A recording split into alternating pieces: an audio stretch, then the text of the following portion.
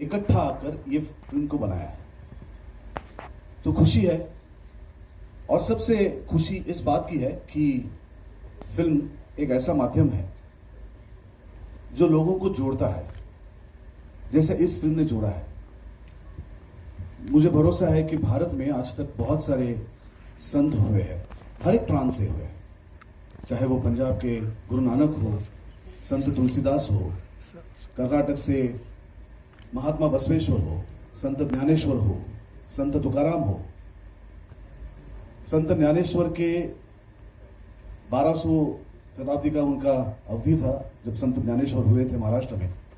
उसी समय संत नामदेव भी हुए थे, और संत नामदेव, उनका कार्य महाराष्ट्र तक सीमित नहीं रहा, वो पंजाब तक, उससे भी आगे उन्होंने पूरा भारत भ्रमण किया। और गुरु ग्रंथ साहिबा में संत नामदेव की बहुत सारी पंक्तियां हैं। तो इसका मतलब ये था कि आज से कई साल पहले भी लोगों को एक दूसरे के साथ जुड़ने में भाषा का अड़चन नहीं हुआ, भाषा बीच में नहीं आई। संत नामदेव ने उस समय भी हिंदी में अभंग लिखे थे, कविता लिखी थी, उनकी पंक्तियां गुरु ग्रंथ साहिबा में है। तो इसका मतलब यह है कि तब हिंदी मराठी ऐसा कोई भी डिफरेंस नहीं आया था किसी को मिलने के बीच में। तो आज क्यों है? मुझे लगता है कि भाषा जोड़ने के लिए होती है, तोड़ने के लिए नहीं होती है। भाषा आदमी को आदमी से जोड़ती है, तोड़ती नहीं है। भारत, हम जिस देश में जन्मे हैं, वो देश गया है कि तुकाराम जी का चरित्र महाराष्ट्र से भी आगे जाए, पूरे भारतवर्ष में फैले, पूरे विश्व भर में फैले। इस फिल्म को लिखा है आदित्य ने, बहुत ही सच्चाई के साथ उसने रिसर्च किया है, बहुत ही सच्चाई के साथ उसने इस फिल्म को लिखा है, उसने डायरेक्ट किया है। संत तुकाराम का जो पीरियड था वो छत्रपति शिवाजी महाराज का पीरियड था। तो संत तुकाराम तो जन्म से एक अच्छे घर में पैदा हुए, साहूकार थे, घर की परिस्थिति बहुत अच्छी थी, बिजनेस अच्छा चल रहा था उनका आज के समय में देखा जाए तो। लेकिन फिर भी उस समय बहुत बड़ा सूखा आया था। सूखा में बहुत लोग मारे गए, बहुत लोगों के घर उद्ध्वस्त हो गए, और उसी में तुकाराम की पहली पत्नी चली गई, उनका बड़ा भाई घर छोड़ के चला गया, उनकी दूसरी पत्नी जो अवली, जिसका किरदार शीना करी है। और धीरे धीरे आजू बाजू में लोग इस सूखा के आपत्ति से मरने लगे, घर छोड़ के चलने लगे। और इसी समय तुकाराम के ध्यान में आया कि इतना ही संकट नहीं है, संकट तो और भी है, संकट तो मूलभूत है। मूलभूत संकट यह है कि जाति जाति में लोग बट गए हैं, उन सबको इकट्ठा लाना है। और इसीलिए उन्होंने चुना विट्ठल। विट्ठल क्यों? विट्ठल इसलिए कि तब ये जो पूजा पाठ था वो बस किसी चुनिंदा लोगों के हाथ में था, और विट्ठल एक ऐसी शक्ति है, एक ऐसे भगवान है जो उपचारों पे नहीं, वो भक्ति से प्रसन्न होते हैं। उनका उपचार एक ही है, पूर्ण रूप से सच्चाई के साथ, पूर्ण विश्वास के साथ विट्ठल की भक्ति। उन्हें बाकी कोई उपचार नहीं चाहिए, कोई तंत्र नहीं चाहिए, कोई मंत्र नहीं चाहिए, और मंत्र है तो बस एक ही है, राम कृष्ण हरि।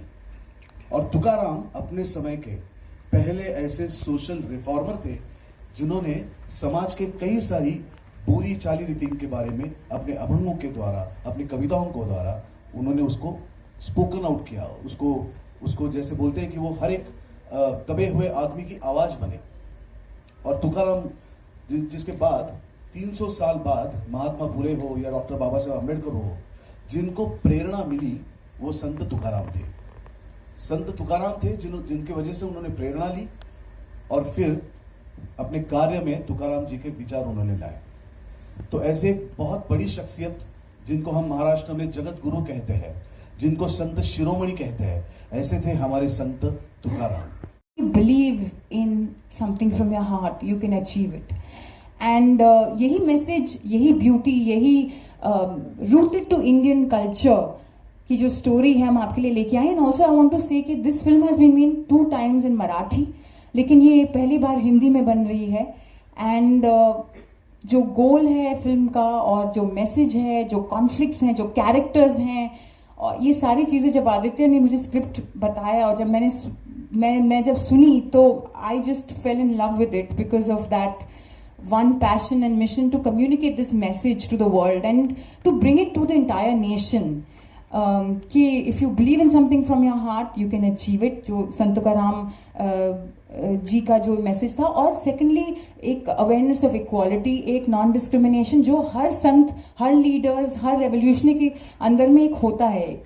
और अवली जीजाबाई जो रोल मैंने प्ले किया है वो I think that it is a dream role in many ways because of two reasons. One is कि she in the beginning तो वो लड़ी उनके साथ क्योंकि उन्हें प्यार चाहिए था, और फैमिली में जितने भी कॉन्फ्लिक्ट्स थे उनके साथ में, क्योंकि वो नहीं टाइम दे पाते थे क्योंकि उनका मिशन बहुत बड़ा था. फिर वो अंडरस्टैंड करती हैं and then she fights with him to help change society. तो ये जो ग्राफ था, एक तरीके से मुझे लगता है कि आदित्य ने जिस तरीके से ये कैरेक्टर को लेके, जिस तरीके से जब मुझे उन्होंने बताया इस स्टोरी के बारे में, कैरेक्टर के बारे में, so I just completely surrendered and trusted him and I think that what you see as only came alive. क्योंकि कहीं ना कहीं मेरे अंदर में भी वो विरोधाभासी जो रिवोल्ट रेवोल्यूशनरी एक वो है, क्योंकि मैं भी ह्यूमन राइट्स के साथ में काम करती हूँ. But it is really thanks to Aditya for putting the story, putting the characters, and most importantly also bringing such a rooted to Indian culture story. हमको रूबरू करवाने वाले आदित्य ओम जी, और जो यहाँ तक मुझे लेके आए हैं से अनिल पांडे जी, नरेश जी, अतुल जी, और इस फिल्म की पूरी टीम, और आप सबको मेरा नमस्कार. जितना हम इस 3 मिनट 4 मिनट के ट्रेलर में समझ पाए हैं, उसमें हमको ये समझ में आता है कि उस समय में जब बहुत सारी ऐसी कुरीतियां समाज के अंदर थी, और पूजा पद्धति के अंदर भी इस भाव के साथ सबको जोड़ना कि मन से अगर आप विठल का नाम लेंगे तो आपको किसी भी औपचारिक वस्तु की, पूजा सामग्री की आवश्यकता नहीं है. और समाज की इस बुराई को, इस कुरीति को समझना कि धर्म जाति के आधार पे जो समाज बटा हुआ है उसको अगर जोड़ सकते हैं तो विठल के नाम पर जोड़ सकते हैं. डॉक्टर अंबेडकर जी का नाम बहुत बड़ा रहा है, महात्मा फूले जी का नाम बहुत बड़ा रहा है, लेकिन उन्होंने भी संत तुकाराम जी से प्रेरणा ली है. लेकिन ये समाज में बहुत कम लोगों को इसके बारे में पता है. और मुझे लगता है कि जब इस फिल्म को लोग देखेंगे तो बहुत सारी बातें जो कि आज समाज के अंदर, जिन्होंने बड़ा योगदान समाज में किया है और जो समाज के सामने नहीं आ पाई, ऐसी बहुत सारी बातें जो अनछुए पहलू थे वो सामने आ पाएंगे. और समय समय पे इस प्रकार के ही संतों ने समाज को दिशा दी है, लेकिन बहुत सारे लोगों की बातें छुपी हुई हैं. ऐसे सब लोगों के लिए ये मील का पत्थर ये फिल्म साबित हो.